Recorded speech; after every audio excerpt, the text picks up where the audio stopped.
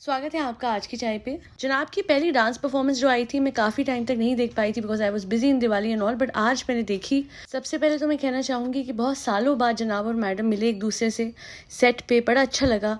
इतने सालों बाद आंखों में आंसू भर आए थे। मैडम जनाब से मिली, पता नहीं कहाँ थे इतने सालों से। अच्छा घर पे ही तो थे अपने। ओ हो, जिस तरीके से जनाब और मैडम मिले हैं सेट पे, ऐसा लग रहा था कि कितने साल हो चुके हैं और दोनों ने एक दूसरे को देखा नहीं। मैडम तो बहुत ही मेलोड्रामेटिक है। और मुझे एक बात समझ नहीं आ रही, ये जो डांस रियलिटी शो है, भैया आप लोगों ने स्क्रिप्ट बनाई होगी ना कि फ्यूचर में फैमिली वीक करेंगे, वहाँ पे बुलाएंगे जो भी आते हैं जैसे कंटेस्टेंट्स के, चाहे वो बिग बॉस होता है चाहे वो ये रियलिटी शो हो गया या कोई और, मिलना मिलाना तो फैमिली वीक में होता है। It is not suppose to be done on the first day itself. और पहली परफॉर्मेंस तो इंट्रोडक्टरी होती है, यहाँ पे क्यों शुरू कर दिया इतना रोना धोना कि जैसे सालों से मियाँ बीवी मिले ना हो। ऊपर से मैडम कहती है मेरे जनाब जहाँ भी जाए बस खुश, मतलब क्या, क्यों रोना है, क्या हो गया, कहाँ जा रहा है वो। नहीं, ऐसा इंसान वो कहता ना ये जहाँ भी जाए बस खुश रहे। नहीं, लोग कहते थे आज तक मजाक में, पर अब लग रहा है कि सच में ये आदमी आपका पहला बच्चा है। जो आपका छोटा बच्चा है ना, जो एक्चुअल बच्चा है, उससे बड़ा बच्चा ये आदमी आपका है। क्योंकि आप जिस तरीके से बात करते हो उसके लिए ऐसा लगता है कोई माँ, अरे माँ तो इतना रोई नहीं, जो अम्मी है वो तो इतना रोई नहीं जितना आप रो के दी। और वो जो साहिबा है मिस्टर जनाब की बहन, वो किन कपड़ों में बैठी हुई थी, मुझे एक बात समझ नहीं आई। एक रियलिटी शो के लिए शूट होना है, आपको अपने भाई के लिए कुछ अच्छा सा बोलना है, तो आप देखिए ये होता है ना, कोई गेस्ट घर पे आता है, हम अच्छे कपड़े पहन के बैठे होते हैं, तो वैसे आपको नेशनल टेलीविजन पे दिखना था, इतने बड़े रियलिटी शो पे आपको दिखना था। तो ये नहीं फर्ज बनता था आपका कि आप अच्छे से तैयार होके बैठो। ऐसे बैठी हुई थी जैसे कुछ उजड़ गया है।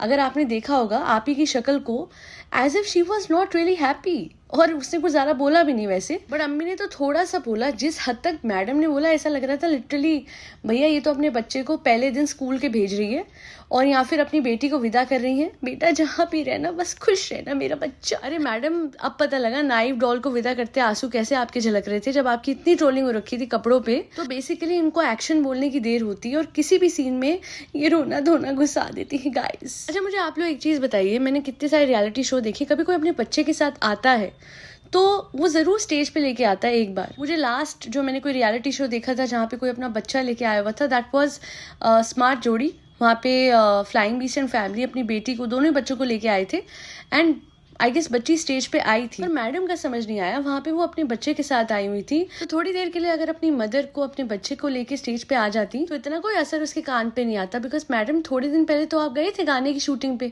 वहाँ पे भी तो आवाज़ तेज थी ना। बट यस गाइस, जनाब जो है उन पे से सारा फोकस हट जाता। तो मैं कैसे ले आती अपने बेटे को, मतलब सेकेंड चाइल्ड को। फर्स्ट चाइल्ड तो मेरा जनाब ही रहेगा ना गाइस। जनाब की परफॉर्मेंस की अगर मैं बात करूँ, इतना कहूँगी कि बुरी तो नहीं थी, पर आई रिमेंबर वन थिंग जिस वजह से मैंने रियलिटी शो देखना काफ़ी कम कर दिया था, वो ये था कि बहुत रेपिटेटिव होती हैं परफॉर्मेंसेस, सारी की सारी कंटेम्प्रेरी होती हैं और ऑब्वियसली इसमें भर भर के मेहनत जाती है। But I will go back to the days जब इनिशियली ये वाला रियलिटी शो शुरू हुआ था और तब भी सोनी पे ही आता था।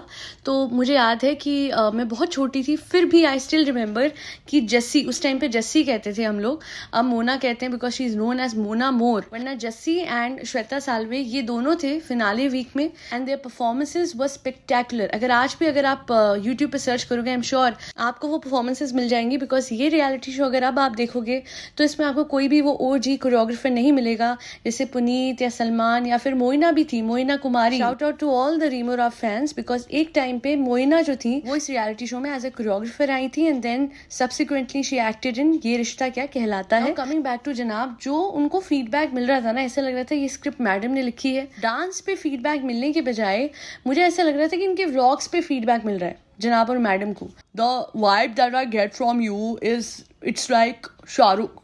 बिकॉज शाहरुख जो होता है ना, शाहरुख एक आइडल बेटा है, एक आइडल, या so I like that because you are also like idol बेटा एंड आइडल पति। तो उसमें तुम्हारा डांस का कोई लेना देना नहीं है, ठीक है बेटा। So here I want to say जो भी था बहुत अच्छा था बिकॉज तुम व्लॉग में, तुम्हारी रीच बहुत अच्छी है, वही हमें चाहिए शो को, बाहर में जाए डांस। आइडियल बेटा, आइडियल पति, ये सब कुछ जो है ये व्लॉग्स के लिए है। सच्चाई सबको पता है कि आजकल के व्लॉगर्स की चल क्या रही है।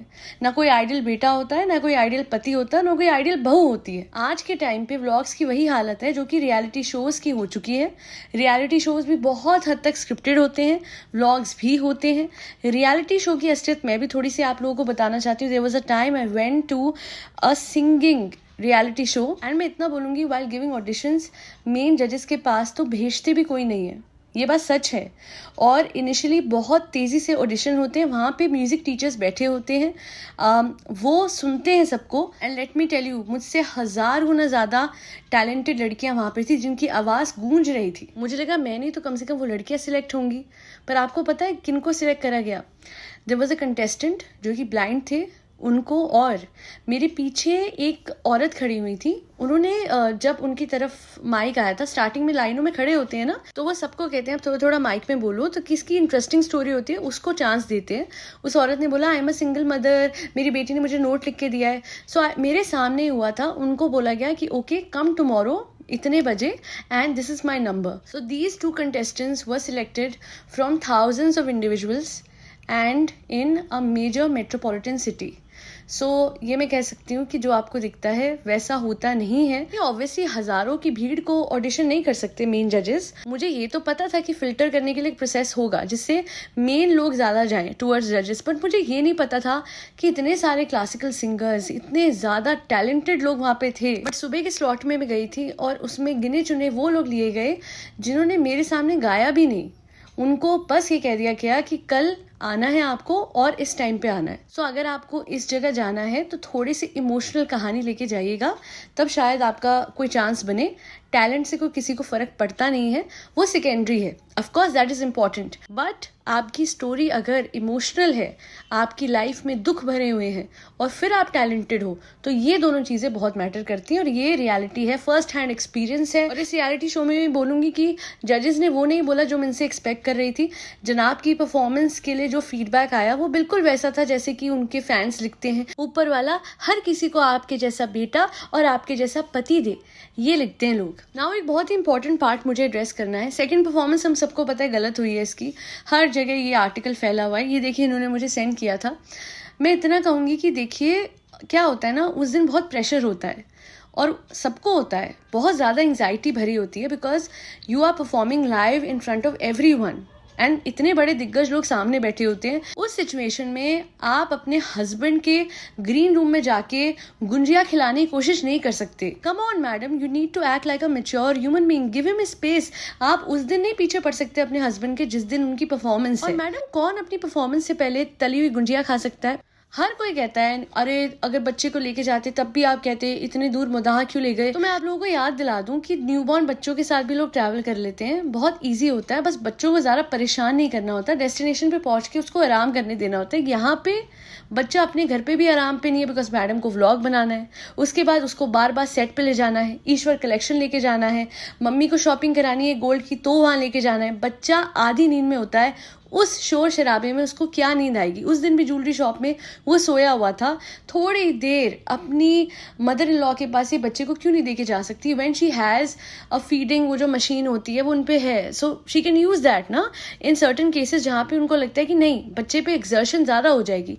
यहाँ पे मैडम वापस से सेट पे ले गई। जनाब वॉज ऑलरेडी इंजर्ड, दिमाग में टेंशन होती है 100, परफॉर्मेंस की एंग्जाइटी होती है, और ऊपर से मैडम आ गई गुंजिया खिलाने के लिए। और उसके बाद जनाब ने मुझे लगता है आधी खाई और उसके बाद मैडम का मूड हो गया डाउन, क्योंकि मैडम यस यस मेरे जनाब की परफॉर्मेंस होगी, आप लोग देख के बताइएगा कैसी लगी। ऐसा मैडम ने नहीं बोला। मैडम आप क्या करते हो ना, हर बात को बहुत एग्जैजरेट करते हो। स्कोप रखना चाहिए कि कोई चीज़ अगर बिगड़ भी जाए तो उसको संभाला जा सके। आपकी जनता को खुद समझ में आ गया कि बहुत ही गड़बड़ हुई है परफॉर्मेंस, या आप दोनों में कोई झगड़ा हो रखा है।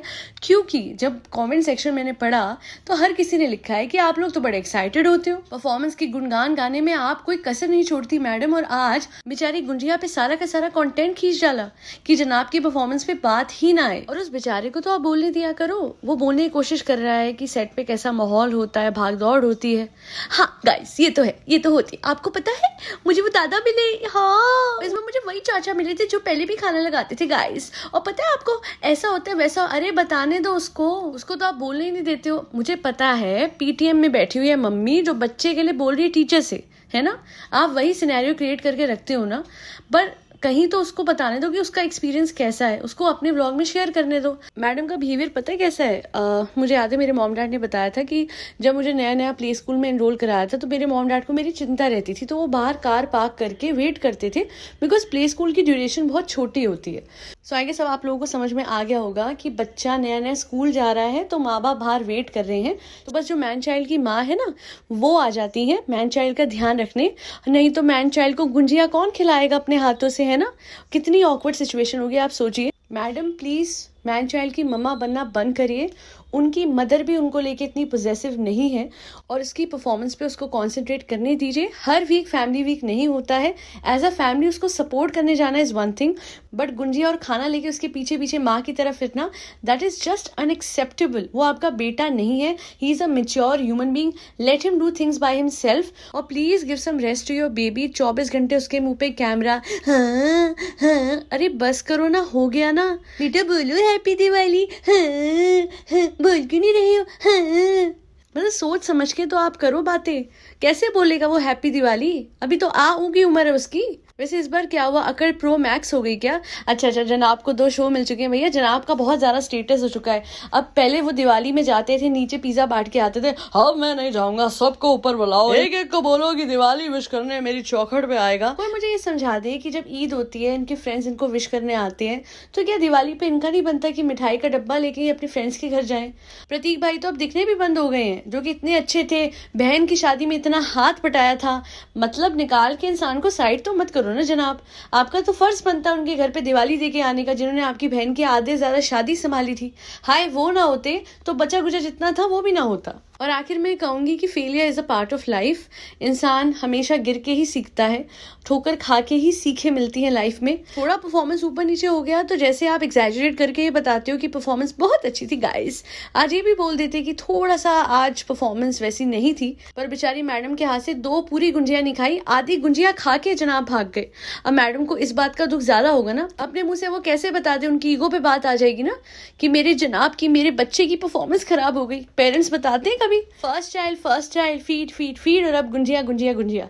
हर बार कोई ना कोई टर्म यूज करते हैं किसी ना किसी सिचुएशन को ढकने के लिए। इस बार जनाब की परफॉर्मेंस थी, और फर्स्ट टाइम के वक्त सेकंड टाइम वाली बात थी। अब जो समझ जाएगा वो समझ जाए, और जो ना समझे वो उनका। हाँ जी बिल्कुल, आज के लिए इतना ही। लाइक शेयर सब्सक्राइब से ज्यादा बोलूंगी कि मेरे लिए तो वही काफी होगा कि आप आगे बढ़ के किसी फरी बच्चे को खाना खिलाएं और उसका ध्यान रखिए, क्योंकि इन बेजुबानों को भगवान ने जुबान नहीं दी है, तो इनके इमोशंस हम जुबान वाले ही समझ सकते हैं। That be all.